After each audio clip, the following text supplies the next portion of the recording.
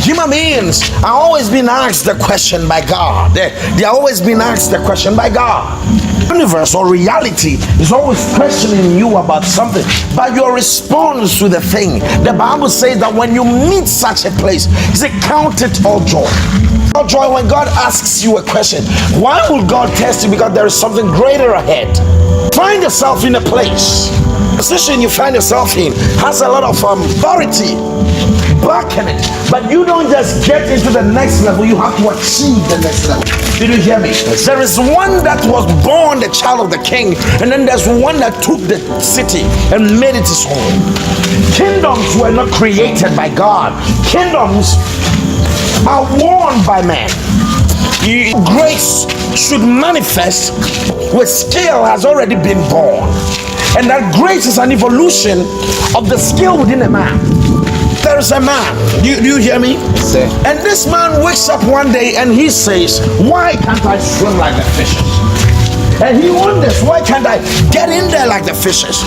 Throws himself in the sea and he begins to drown. He gets thrown out again, but gets help. Then the next day he does it again, and then he does it again, and then he does until he's able to float. And then he begins to push the scale until he's able to move in the water. And he pushes in the scale until he's able to dive. And then he brings something called swimming. Do you understand? Okay. And he trains his son in this art of swimming, because this is the thing he has achieved in life, a handiwork. He's able to swim. Well, all people cannot swim. You get what I mean? Okay. So he gives this talent to his child. He trains his child on how to swim, and his child trains his child's child to learn how to swim. And then it begins. But then one day a child is born to the swimming family, and the child has gills, and his hands are thin, and he's able to get inside the water and swim naturally. He was not taught how to swim. That child has awakened a grace. And that grace is a responsive measure, a mutation, an evolution of a thing that has been done over time and over time and over time, until your brains and your blood and yourself begin to adjust and try to compensate for the amount of power you're using. The one with grace uses less power to do what he does. If you lack grace, you have to get more power. You see, there is a power. Are you following me? Yes, sir. That was in Adam, a power that caused him to be able to raise his children well. There's a power that was in Abel that caused him to give the good sacrifice, and a power that was in Cain that resisted an attack from God and gave him a bargaining side with God himself. Do you understand? Yes, a power in Enoch that allowed him to be able to walk in a sinful generation, that allowed him to translate into another world. A power in Noah that caused him to know the will of God ahead of his generation and was able to prepare an ark, a saving ark.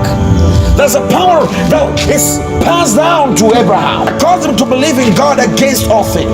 Same power that was in Isaac and Jacob caused them to believe a promise and to seek a better land that is not in this world.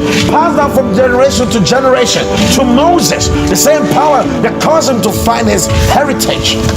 The Bible says that by faith, Moses, when he had come of age, refused to be called the son of Pharaoh's daughter. The same power that was with Joshua that told him to stand before God and pull the sword on him, a rebellious character. The same power that was with the harlot Rahab. The same power is in all of them, passed down from generation to generation to generation. But when the power is about to manifest, then the angel will come and tell you there is a power within you. That power is the name of God himself. Do you understand? It's the power that has been tuning your evolution. You would give birth to a son. He says you will call his name Jesus. He will save his people from their sins. You count it all joy when you find yourself in struggles and in moments that cause people to lose their way. Count it all joy when you find yourself tested, tried. Why is God trying you? Because you are about to achieve the next level.